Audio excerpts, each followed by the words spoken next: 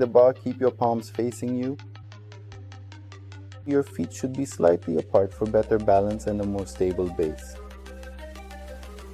Your hands should be aligned directly under your elbows, and your elbows will be slightly behind your shoulder line.